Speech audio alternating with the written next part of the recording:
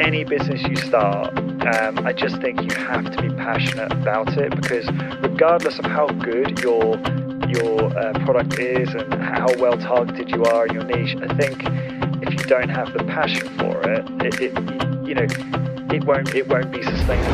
Welcome to Corporate Warrior, the podcast that brings you the best advice on how to improve your health, optimize performance, and maximize productivity. With your host, Lawrence Neal. This podcast is brought to you by HitUni.com. HitUni.com are a provider of amazing online courses for high-intensity training qualifications. HitUni comes highly recommended by the best in the field, including Body by Science co-author Dr. Doug McGuff, Discover Strength CEO Luke Carlson, and trainer and founder of Bay.com, Drew Bay. It was founded by my friend, author, and longtime personal trainer Simon Shawcross, who's also been a guest on the podcast. Simon has 15 years experience training clients and has supervised over 15,000 high-intensity training workouts. Using knowledge from experts like Skylar Tanner, Dr. James Steele, Dr. Ellington Darden, HitUni is a goldmine for learning everything to do with high-intensity training. The courses are delivered online through the website, where you can learn via a variety of multimedia materials at your own pace. There's online support and a discussion forum where you can share ideas and ask for help. To learn more about high-intensity training and improve my own results, I started their personal trainer course. The content is amazing, the courses are really easy to follow, and each section is organized into bite-sized chunks that give you a real sense of achievement after you complete each one.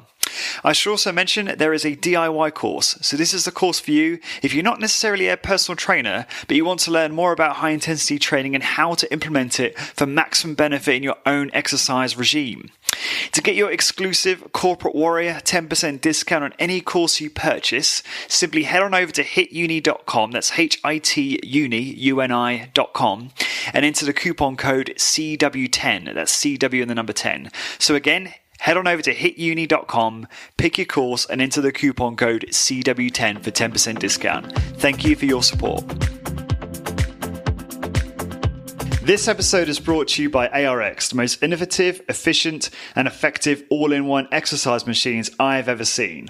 I was really impressed with my ARX workout. The intensity and adaptive resistance was unlike anything I've ever experienced. I love how the machine enables you to increase the negative load to fatigue target muscles more quickly, and I love how the workouts are effortlessly quantified. The software tracks maximum force output, rate of work, total amount of work done, and more in front of you on screen, allowing you to compete with your previous performance to give you and your clients real-time motivation. The ARX uses a computer-controlled motor to give you the exact amount of resistance your clients need 100% of the time. This means that the resistance can never become dangerous, is intuitive and simple to use, and can provide you with all of the results you and your clients are looking for in a fraction of the time. ARX is highly effective and efficient in delivering all of the benefits of exercise, including increased strength, muscle mass, cardiovascular conditioning, bone mineral density, and injury recovery. As well as being utilized by many high-intensity training trainers to deliver highly effective and efficient workouts to their clients, ARX comes highly recommended by world-class trainers and brands, including Bulletproof, Tony Robbins, and Ben Greenfield Fitness. To find out more about ARX and how you can get $1,000 off software licensing when you place an order, that's right guys, $1,000 off, please go to arxfit.com and mention Corporate Warrior in the How Did You Hear About Us field. So again, to get $1,000 off software licensing when you order, head on over to arxfit.com and enter Corporate Warrior in the How Did You Hear About Us field. Hi guys, I am Lawrence Neal and welcome to another episode of Corporate Warrior, the podcast that teaches you how to optimize your health, exercise, business, and lifestyle. My former guests include people like paleo giants Mark Sisson and Rob Wolf, well-known high-intensity training experts like Dr. Doug McGuff and Drew Bay, through to successful entrepreneurs like David Allen, Noah Kagan, and Luke Carlson. This is an episode with yours truly. I was featured on a show called Life As, which is a show that's featured on Flirt FM, which is a radio station hosted out of the NUIG, which is a local university in Galway in Ireland. I talk about life as a podcaster, high-intensity training, how to find a niche business, how to do marketing, and how to network. If you are interested in a day in the life of Moi, then I think you'll really enjoy this episode. For all those show notes and links, please go to usual place, which will be corporatewarrior.org. Don't forget to hang around at the end of this episode for your free gift. And now I give you yours truly on life as a podcaster.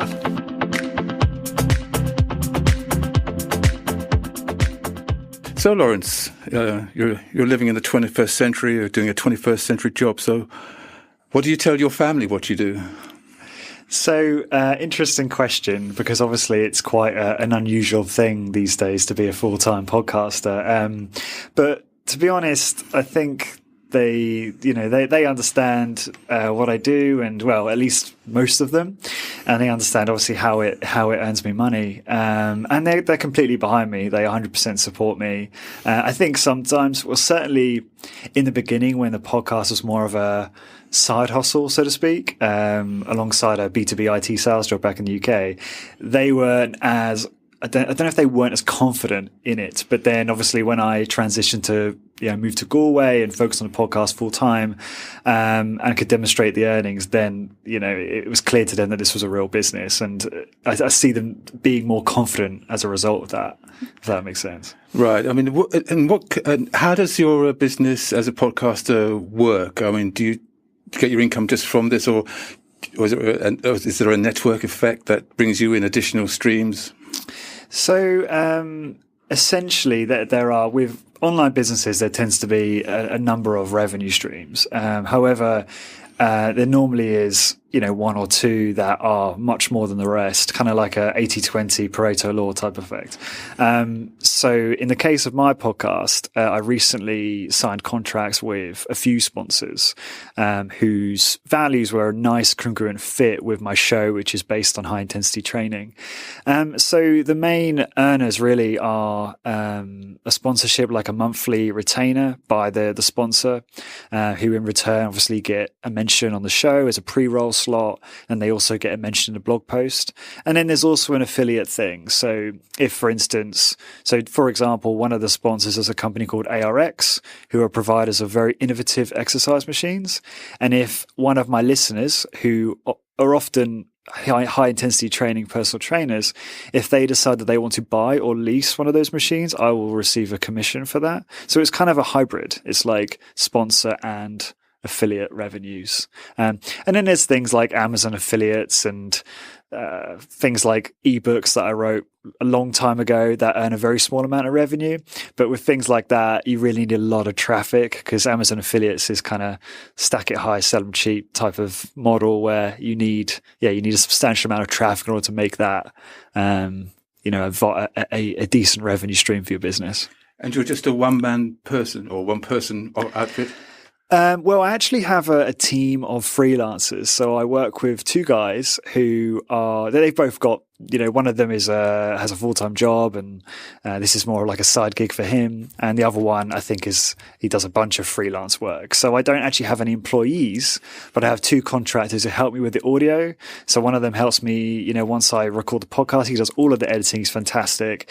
And the other one is who does all of the blog posts. So he'll actually write the blog post to a spec, and he's absolutely phenomenal. And as a team, we just work really well. There's a single Google sheet with all of the plans and the schedule for everything. So it's a pretty well-oiled machine at this point. So it allows me to really double down on what I'm good at and focus on my strengths, which is, the interview itself and preparation and that type of stuff. Lawrence, tell me about how you find a niche. I mean, people starting out from college or looking for alternative careers who are in work already, how do they find their speciality, their little corner of the marketplace? Great question. And it's obviously very important that one finds a niche in any business they start, in any format. Now, just to give some context, before I started this podcast, I dabbled in lots of different blogs and affiliate businesses where you're selling other people's products, and also creating my own e-products too. And a bunch of those failed. And the reason for that is because I couldn't sustain the interest in a specific niche. I think with any business you start, I just think you have to be passionate about it, because regardless of how good your product is and how well targeted you are in your niche, I think if you don't have the passion for it, it won't be sustainable, because it's always requires hard work, regardless of, what it is. So for me, I'd read a book called Body by Science, which is a health and fitness book that focuses on high intensity training. And I read this book, and I was absolutely blown away. It completely changed the way I looked at health and fitness. And I was so curious and intrigued that I reached out to one of the co-authors, who's a chap called Dr. Doug McGuff, and asked him if he wanted to do an interview, and with no intention of actually starting a podcast. It was purely out of personal interest. At the time, I'd started a blog called Corporate Warrior, which was all about health and fitness. And I just reached out to him. He was very kind and accommodating, and we scheduled an interview. And I enjoyed the process so much, that after putting that live, I reached out to his colleagues and people in the high intensity training field and started doing more. And then as I noticed these experts sharing my podcast with their audiences, I got excellent feedback. Like, I got really good feedback from the listeners, who seemed to really enjoy it. And I really enjoyed the process. And I saw what a wonderful ecosystem. Like, I interview someone and then they post the episode and the content to their entire audience. So and if they're big time, and I've had some very high profile people, they have millions of followers. So it's fantastic from a growth point of view. So going back to the original question, because I think I digress a little bit. Mm-hmm.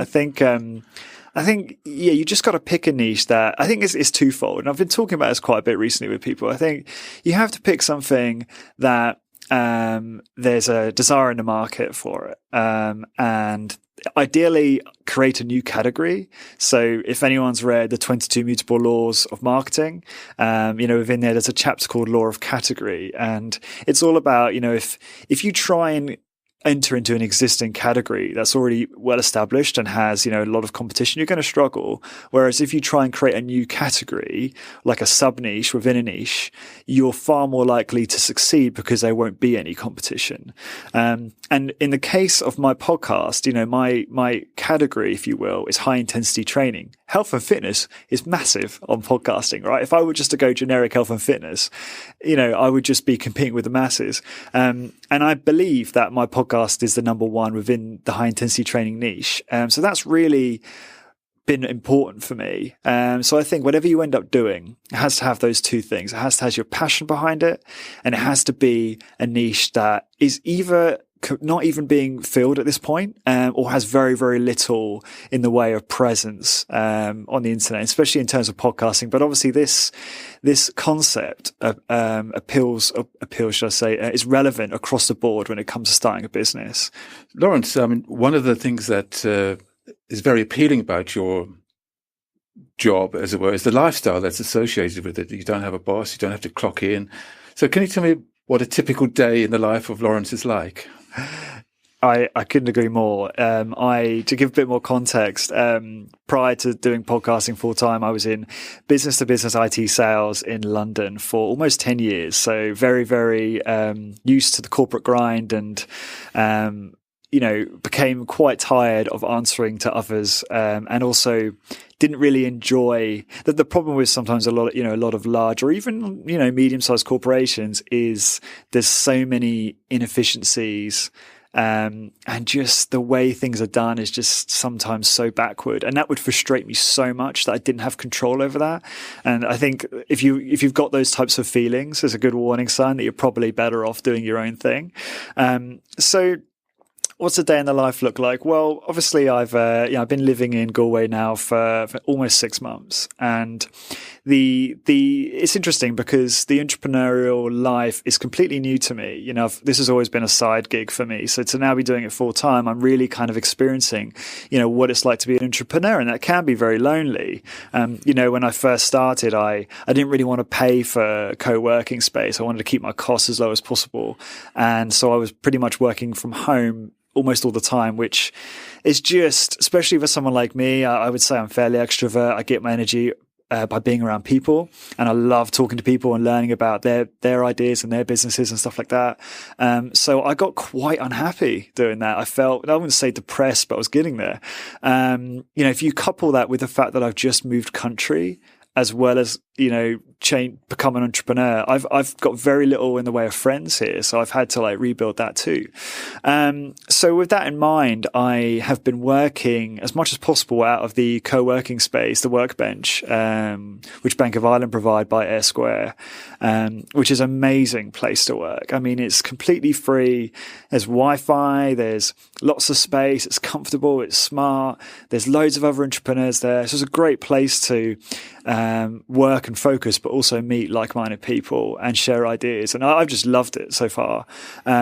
So the way it works at the moment is I will aim to work from there kind of 9 till 5, because if I'm not actually doing podcasting, if I'm not recording something with a guest, I'm doing something to grow the business. So I'm like working on my email list, or I'm trying to do more PR, or fill in the blank. And so a lot of my time when I'm in the Workbench is really focused on that stuff.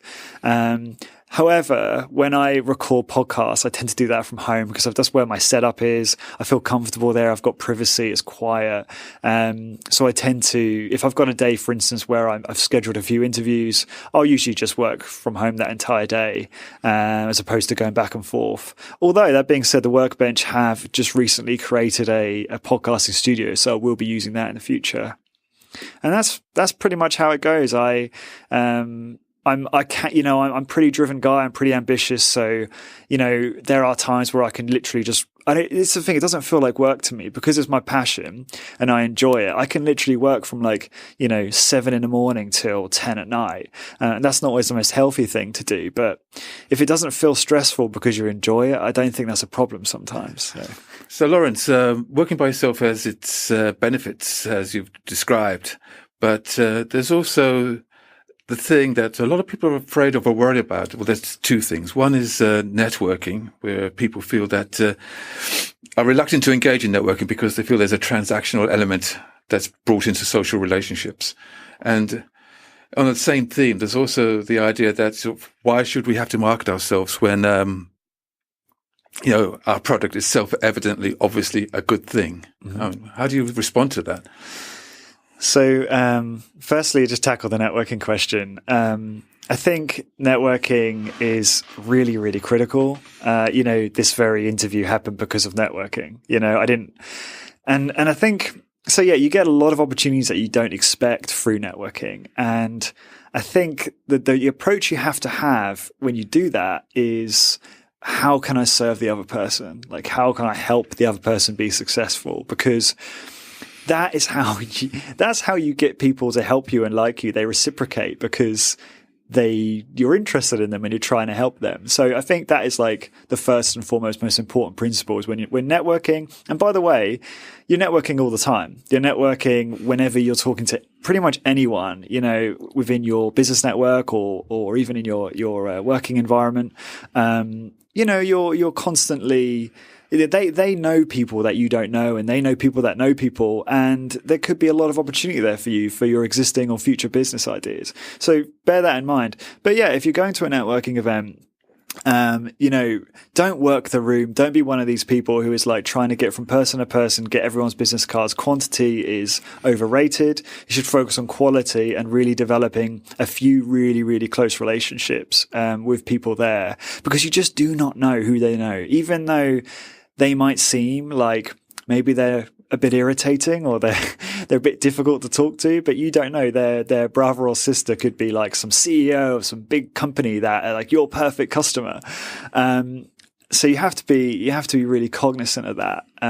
So that would be my advice really is always try and help the other person. And help the other person first.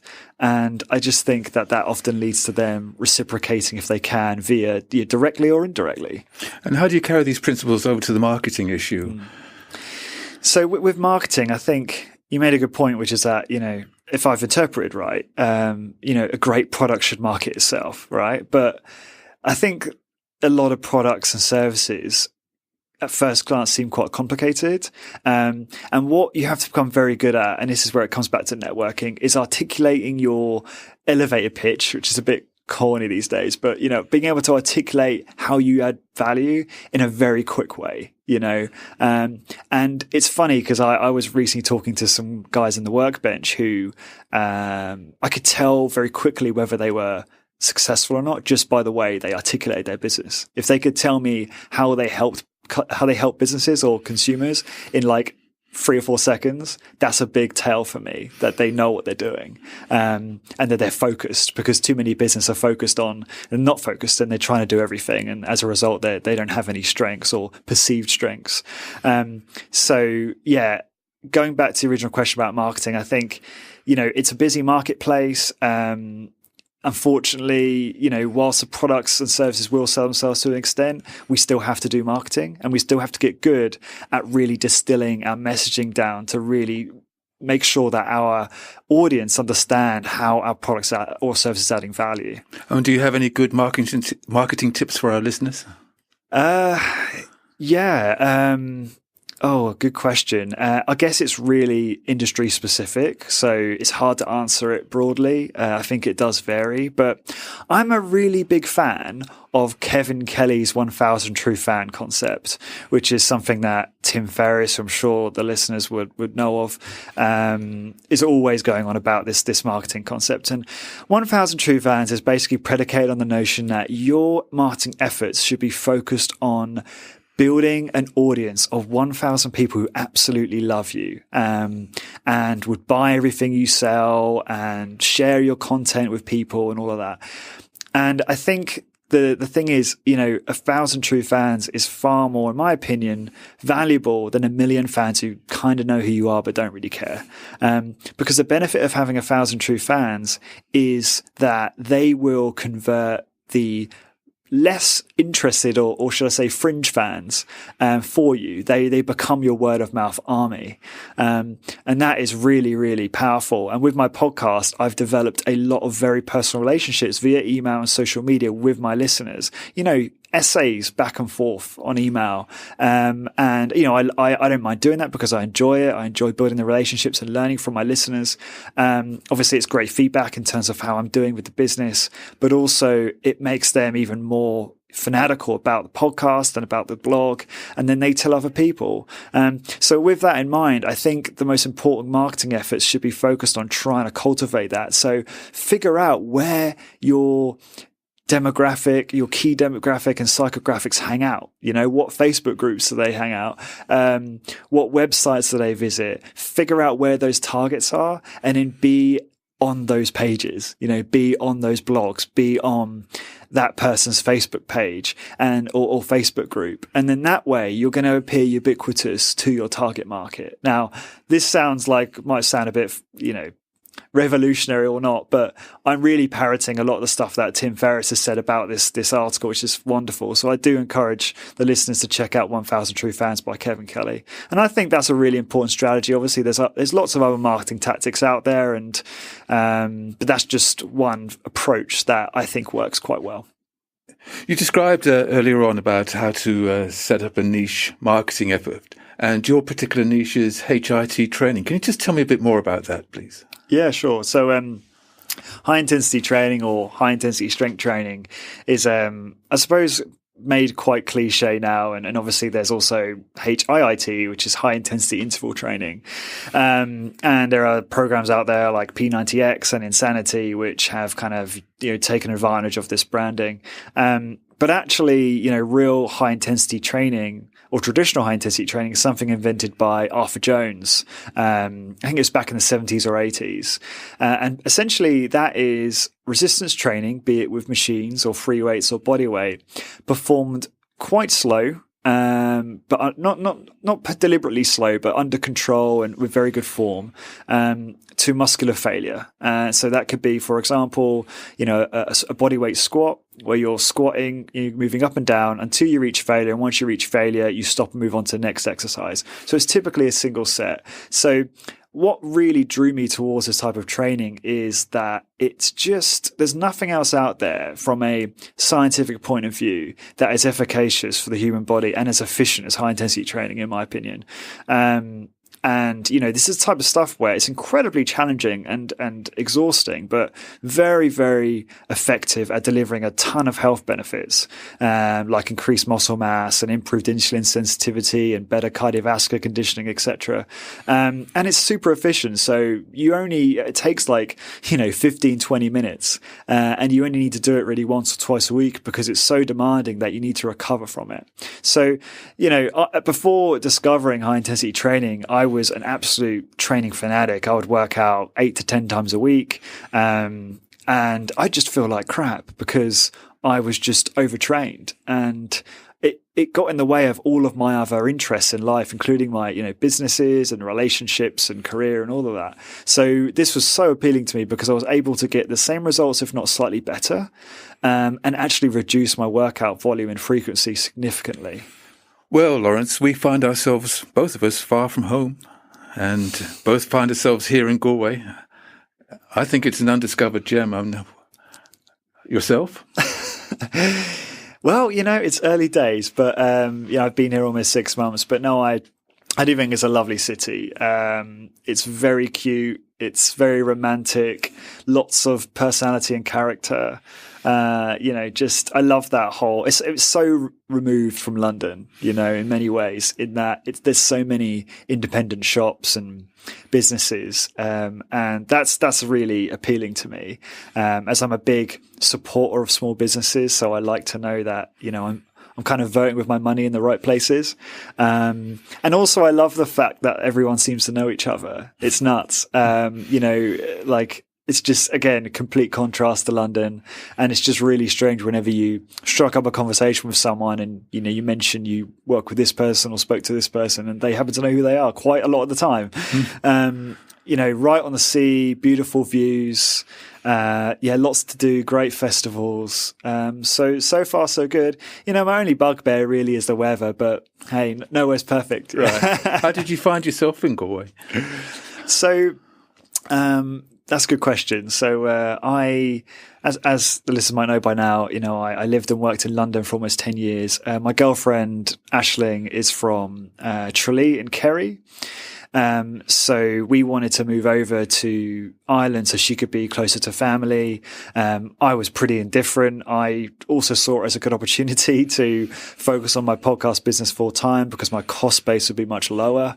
And you're living in Zone 2 in London. People think rent and that is expensive here. Try living in Zone 2 in London. So I was open to it, but quite indifferent. But yeah, obviously coming over here, I'm enjoying it so far. So we'll see how it goes. Okay, well, that's brilliant. Well, thanks very much for coming on the show, Lawrence. Thank you for having me. I hope you enjoyed that episode. Before you head off, head on over to corpwarrior.com, that's CORP warrior.com, to get your free high-intensity training Google Progress chart and ebook with 6 interview transcripts of some of my top guests, including Dr. Doug McGuff, Drew Bay, and Bill Day Simone on how to optimize muscle gain, fat loss, and overall health in an efficient, effective, and sustainable way. These transcripts are deliberately not verbatim. Instead, they've been transcribed in an easy read format to make it more enjoyable and easier for you to quickly pick out what you need and start getting results. To get your ebook, head on over to corpwarrior.com, enter your email address, then check your email for an email from me with a confirmation link. Once you click the link, you will be instantly redirected to a PDF version of the transcripts. This podcast is brought to you by HitUni.com. HitUni.com are a provider of amazing online courses for high-intensity training qualifications. HitUni comes highly recommended by the best in the field, including Body by Science co-author Dr. Doug McGuff, Discover Strength CEO Luke Carlson, and trainer and founder of Bay.com, Drew Bay.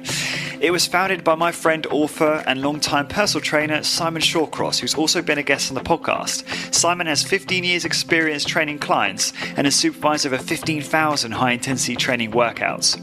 Using knowledge from experts like Skylar Tanner, Dr. James Steele, Dr. Ellington Darden, HitUni is a goldmine for learning everything to do with high-intensity training.